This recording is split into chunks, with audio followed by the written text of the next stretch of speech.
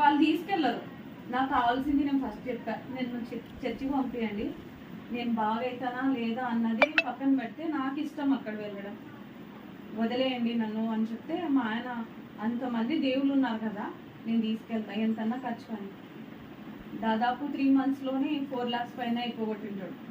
అక్కడ ఇక్కడ వెళ్ళిన చోట ప్రతి చోట 20,000 వేలకు అడగడమే. ఆ అమ్మాయి బాగవుతుందా, ఈ విగ్రహారాధన ఇక్కడ జరుగుతుంది కదా ఇది నిజమైన దేవుడా, మనిషి నేను లేనన్నా అక్కడ నా బాడీ మాత్రమే ప్రజెంట్, నా మైండ్ ఆబ్సెంట్. అసలు ఎక్కడికి వెళ్ళినా నా సిచ్యువేషన్ అదే. వెళ్ళిన రోజు ఒక్కటి బాగుంటా, రిటర్న్ వచ్చిన తర్వాత నా స్థితి అదే. మళ్ళీ ఏ మంత్రాలు నాకు పని చేయలేదు. నేను చెప్తే వాళ్ళు వినరు, నేను చనిపోతాను. నాకున్న బాధ అంతా ఒకటే. అప్పుడు నాకు 2 పిల్లలు కదా, నాకు చిన్న బాబు 2 years అన్న. 2 years ఏం తెలియదు వాళ్ళకి, 5 years 5 years. అసలు ఈ స్థితిలో నేను ఏమన్నా అయిపోతే నా బిడ్డల పరిస్థితి. నా భర్త తల్లిదండ్రులు లేదు, నా భర్త అనాథలో పెరిగినాడు, నా బిడ్డలు కూడా అనాథ పెరగాలి. నేనేమన్నా అయిపోతే నా బిడ్డలు కూడా అనాథే కదా అన్న బాధ నన్ను మరింత కుంగదీసింది.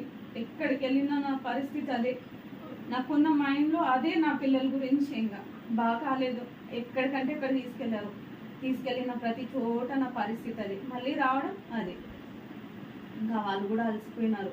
ఇంకా అక్కడ దేవతలు ఉంటే ఇంట్లో పెట్టుకుంటే బాగవుతారు అనే దాంట్లో పిలిచారు. వాళ్ళు ఏదేదో కొండలకి తీసుకెళ్ళి దిష్టిలు వాళ్ళు అన్నారు, మనకు వేరే వాళ్ళకి తగులితేనే, మనకు వేరే వాళ్ళకి వెళ్తేనే మనం బాగవుతామంటే ఇంకా నేను బాగా ఏం లాభం అక్కడ? నా సిచ్యువేషన్ ఇంకొకరికి చేస్తున్నా, నా ప్రాబ్లం ఇంకొకరికి వస్తే ఆ ప్రాబ్లం నేను బాగా ఏం ప్రయోజనం? నా మనసులో అనుకున్న ఏసయ్య ఇలాంటి ప్రాబ్లం నేను ఫేస్ చేస్తున్నా, మరొక కుటుంబం ఫేస్ చేస్తే నాకు బాగా కూడా నేను ఏం ప్రయోజనం లేదు అని నా మనసులో ఎప్పుడు దేవుణ్ణి మాత్రమే. ఎక్కడికి వెళ్ళినా చర్చి కనబడకపోతుంది నాకు, ఆయన సన్నిధిలో నేను గడపకపోతానా. కాలేజీలో ఉన్నప్పుడు దేవుని తెలుసుకోలేకపోయాను, దేవుని మందిరానికి వెళ్ళేదాన్ని, కానీ నిజ దేవుడు అతనే, నా తండ్రి యేసుని మాత్రమే తెలుసుకోలేకపోయాను. విగ్రహాలతో పాటు ఆయన దేవుడు అనుకున్నా అంతే.